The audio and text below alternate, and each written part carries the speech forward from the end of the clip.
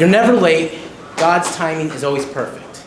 These were the words of wisdom that my father instilled to me in a young age. And on this special occasion, these were the words that I dreaded the most. You see, it was sophomore year, and I was starting a brand new school called Philip J. Patino School of Entrepreneurship. And I was so excited to attend a new school that promised to offer me an opportunity to start a business and to run a business before I even graduate high school. So on this special day, I decided to take the bus stop at Fresno High so I could get used to the bus routes and also get to socialize with the new students I'll be seeing at this new school. So I'm waiting at the bus stop, and the bus is supposed to pick us up at 9:10. 9:10 comes around, and there's no bus. 9:15 comes around, and I get scared because class starts at 9:20. I look around the corner, and I see my bus drive right by, and I realize the bus stop is at Fresno High, just not on this corner of Fresno High. So I start panicking. I'm thinking, I'm gonna be late, and I remember my dad said that if I ever missed a bus, it's only a 15-minute walk down the street. And so I thought, you know what, I'm just gonna walk it. As I start walking, the other students at the bus stop go to the office of Fresno High. As I'm walking down the street, I keep going straight right into Fresno City until I'm met with a chain link fence. And then I realize I got myself lost. So I try to circle back, and I got myself even more lost on a campus I've never been to with college students asking me, where's parking lot J? And I have to explain to them I'm only a high schooler. So by the time I got to Patino, I was 35 minutes late from first day of school. And that's a perfect way to start any day of school. And the students who went to Fresno High in the office got a ride with the principal and were only 10 minutes late. So here I am standing at these glistening doors of Patino while I'm glistening with sweat on a hot day, thinking to myself, the words my dad always told me, you're never late, God's time is always perfect. Little did I know this was the first step to starting my journey that perfectly made me who I am to young entrepreneur I am today. Now, today I'm here to explain to you, 1, my journey at Patino, 2, how I fit the 4 criteria of being a Patino student, that's being an adaptive learner, that's being a problem solver, a risk taker, and a digital literate citizen, and defend why I believe I should have the privilege to graduate with the class of 2018. Now, before I go any further, let me tell you a bit about myself. Now, my name is Zachary Villasana. I'm a student of Philip J. Patino School of Entrepreneurship. I'm the CEO of a local startup called Realm Gaming Cafe. I'm a former intern for Shift 3, a Bitwise company. I'm a member of Forensic Speech and Debate. I'm also a member of the gaming club, the gaming club at Patino. I'm the president. I'm also the former head project manager for a nonprofit, Tech for Teens, and I'm also the founder of that same nonprofit. So you know that I have a busy life, and I do what I do out of passion. And most of this passion came from my journey at Patino. Now, before Patino, I used to go to Fresno High, and I really disliked it. Because 1, I was sick and tired of the same routine. 2, I had very low self-esteem. I wasn't even confident in my ability to talk to someone, let alone to present. And I had no purpose at the time. I didn't know what I wanted to do with my life. I thought I wanted to be an electrical engineer. Then I realized I dislike almost everything about electrical engineer because it will never belong to me. No matter how much time I put in, someone will always pay for the work that I put in. So I hear about Patino, and I decided to give it a try, which starts off my journey sophomore year. Now, there was multiple things that happened in sophomore year, but these were the 3 main things that curved my mentality to Patino. Now, to the left is an artifact called Simply Joy. This artifact represents 2 criteria. It represents risk taker and it represents adaptive learner. Now, you see, when we first started Patino, we're given the opportunity to either learn online marketing or web development.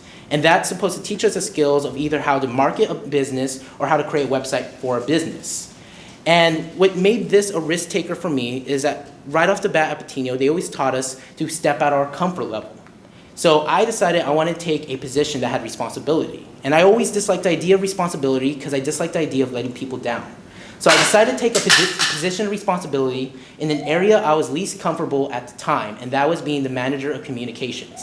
So I was in charge of contacting our client that we had to work for. I was in charge of interviewing our client. I was in charge of communicating online marketers from upstairs and web developers from downstairs, and I was in charge of creating a script for the presentation to ensure that I'm communicating and conveying the right message to our audience and also to our clients.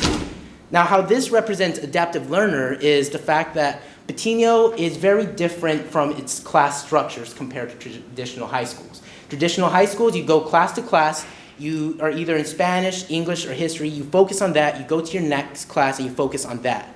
At Patino, whatever you learn in one class, you have to apply to another class. So whatever I learned in English when it came to how words could influence or persuade people, I also applied to my internship by the posts I created on social media to either gain some credibility or persuade people to try or view a certain product. In history, we learn how to do independent research into the past and look at different perspectives and understand people.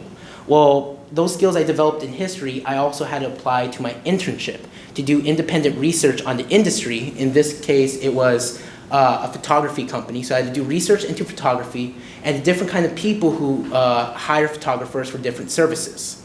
So this is my first artifact, and by the end of the year, after we're done doing creating a campaign, a website for a client, we actually won the award for the best website. What moves to my second artifact, and the second artifact is Canvas. If you don't know what Canvas is, imagine it like a digital agenda, but you submit all your work online. For me, this represents adaptive learner because unlike traditional high schools, you get pencil and paper, you do an essay, you do a work packet, and then you submit your assignment to your teacher. With Canvas, I had to adjust to the idea of doing more work on computer, but more importantly, I had to learn responsibility and time management. Because unlike other classes, I got to decide what I want to work on at certain times, and I have to ensure that both at school and at home, that I was separating enough time to meet my deadlines.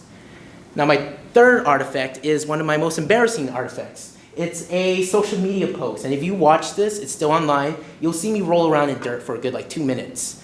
And this represents digital literate citizen. It represents digital literate citizen because it is digital content that I am producing that is to impact and raise awareness to people to a cause. In this case, we were focusing on the problem in Porterville with the drought and how a lot of people at Porterville needs a lot of help and they don't even have running water. They're dependent on water bottles from other cities and even other states. So these are the three artifacts that I believe represent some of the criteria I learned sophomore year. By the end of sophomore year, after I adjust to Patino, its style of teaching, and applying all my work to my internship, we had to pick our teams, and by the beginning of junior year, we started our companies. Move your mouse on the ground, on the table. Oh, wait, You're fine. hang on. It'll come back. It'll come back. It's thinking. Oh, there we go. All right, so the first artifact is my company's first logo, and this represents risk taker and problem solver. Now, I didn't care what kind of team I would have, but I wanted to make sure that no matter what kind of group I had, that everyone was treated fair, equally, and everyone enjoyed what they were doing. And the only way I can ensure that kind of work environment is if I took in charge. And so with the support of my team, I asked if I could take the position of CEO, and they've always been supportive of that. But I wanted to step again out of my comfort level, taking a position of responsibility to ensure that everyone's treated equally. Now, the problem that came with our company is we didn't know what we wanted to do as a business. At first, we were going to be a grocery store. Then we realized, one, no one likes the idea, no one wants to run a grocery store, and two, there was already better solutions than a drive-through grocery store. So after a month of arguing, I did research on how entrepreneurs start businesses, and I came across an article that explained that either entrepreneurs focus on a problem or focus on something they are passionate about and find a problem from that. And since we couldn't make up our minds about what problem we wanted to fix, I instigated a meeting for us to discuss our favorite hobbies or things we like to do in our free time. And it just so happened the only thing we had in common as a team was video games. And one of our members suggested a gaming cafe, a place where gamers could come together, socialize with other gamers, play games, and eat food. And ever since then, we went full steam ahead with this idea of a gaming cafe. And by the end of junior year, we got invested by an investor for $1,500, and we're still receiving more funding from those investors. So this represents problem solver because I was able to see a problem, and through independent research, I was able to find a solution and instigate a meeting that ultimately found our company's solution for a problem. And our solution was being a game cafe. Now the next major event I'm really prideful about junior year is Tech for Teens. If you don't know what Tech for Teens is, it's a nonprofit started by a majority of seniors in a class with the guidance of Rick Gomez, one of our mentors. to create an organization that provides teens with the tools they need to exceed in life. And since we are going to a digital age, it makes sense that we provide teens with free laptops and computers so they're able to get ahead in life that otherwise they wouldn't be able to afford financially. So this represents here to me is risk taker and problem solver. Risk taker because I decided to take one of the most stressful positions, and honestly I didn't know what I was getting into until the first month when I realized how many problems I signed up to fix. I was the head project manager. So I was in charge of all the other project managers. There were like 10 other project managers with different divisions who had different deadlines. So I had to make sure they were hitting their deadlines. If there was internal conflict, I had to resolve it, and also ensure that students were doing their work in the first place and not just goofing off. So I was second in command, and there was a lot of problems. And I realized that to be a good entrepreneur, you can't always be logical and analytical. Sometimes problems are emotional. So you have to hear people out to solve them. So I developed good people skills, and I learned that when problems arise, you could tackle it from multiple perspectives. And for me, I learned the importance of being aware of other people's emotions and perspectives to meet a middle ground. So by the end of the year, we were able to donate 20 laptops and computers to teenagers of Fresno, including myself, and that's how I got my first laptop from starting this nonprofit. Now, moving to my third artifact is one that I'm very proud of, and this didn't happen at Patino. It was actually from another internship I picked up during junior year. This represents digital literate citizen because it's a mood board. The point of a mood board is to either aim for a certain feel or to get an idea or a concept. So in this case, I was having an internship with Uplift Web Collective, and we were working with an organization in Clovis called the YA program, Young Entrepreneur Association. And so I got paired with a young student, she was only 12, who wanted to start her business. And she needed me to create her logo, her company colors, and her company font style, and suggest her ideas of how to improve her company product. So this is evidence of digital literate citizen, and this concludes junior year. We already started our business, what leads us to our senior year, which was the most exciting for me. First, artifact is my company's new logo. And this is a great example of problem solver. Because if you were there for the first couple months of senior year, our company was going at it. We were arguing over what kind of logo our company needs because we weren't happy with our old logo. And we just exhausted ourselves, and I realized that we need a fresh pair of eyes. That we already used up all our ideas, we need someone who hasn't got involved with this project yet. So I talked to one of my friends who had a mentor that helped them create their logo. I got that mentor's email, I had a couple meetings with him, and I was able to make an agreement that if he creates our logo for us, that he will get 30% off everything at our gaming cafe for life. So after having this meeting, he creates this beautiful logo that represents our company. And this is an example of problem solver because through networking, I was able to find someone that was able to provide a solution for my company's biggest problem we had, and that was just branding with our logo. Second artifact is one I enjoyed one of the most in senior year, and this is a flyer for a Halloween dance. Now, this is an example of being a risk taker and problem solver because I've never done school events. I've never really done anything related to a school like a dance. But Gaming Club has suggestions how to improve Patino's dances. And so we pitched that our idea, and we were given the responsibility to have an entire dance. So it was dancing based on music that people voted for. There was video games for people who don't like to dance. There was face painting because it was Halloween. And there was a lot of clubs selling food to help them fundraise as well. This is an example of risk taker because I had a lot of people who complained, but I also had a lot of people who enjoyed the night. And I knew that I would get backlash because you can't please everyone. But I wanted to do something that I could get involved and enjoy. And this is an example of problem solver because I had to coordinate everything. It was only me and one other person who planted the decorations, who had to organize people. And if you saw me that day, I was running like a chicken with no head.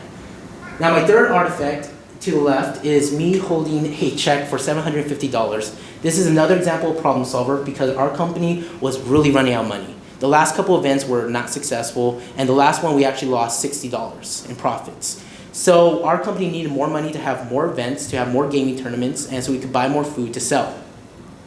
So I entered a Fresno State pitch competition where I had to pitch for 90 seconds by myself with no PowerPoint, and I end up getting first place. In this example, problem solver, because financially I was able to help my company through an event that I had to practice by myself. Now these last two are actually one artifact. This is pro level and this is immerse in. And this fourth artifact is example of problem solver again, because our company had a problem that we kept having events at the same place and people got bored, and we didn't have the funds to get our own merchandise. So I ended up going to a bunch of mixers and networking with Immersin, a VR facility that gave us a big, massive space to hold our events for free, and Pro Level, who able to provide us with cool T-shirts that for our competitive esports team. Now, to briefly wrap this up, what I plan to do in the future is go to Fresno State, major in entrepreneurship, get involved with the entrepreneurship club, which I'm already the event coordinator for that club, and come back to Patino to help mentor the students to ensure that students are able to understand the journey that Patino is. And I also plan to continue running my business for the 10 years. So to sum it all up, this journey has been an amazing journey, and I believe that I've demonstrated how I fit the 4 criteria. I demonstrated how I've grown from the low self-esteem, uninsured kid to the young man I am today. And the point of this message is it doesn't matter how early or how late you start in life. It doesn't matter how late you are. God's timing is always perfect. Thank you for your time.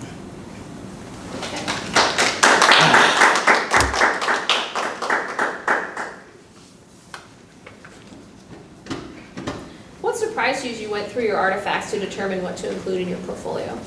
What surprises me the most is a lot of the stuff I didn't document it. So I would have mentioned that I've helped with Patino when it came to recruiting at high schools and even prestige clubs like the Notary Club. But I never took pictures or evidence because I always just go out and do stuff. And I forget that, hey, this is a memory to make. So what surprised me the most was a lot of the recruiting I did for Patino that I never documented. And now I think back, I kind of regret the fact I never documented it in the first place. So, of all the things you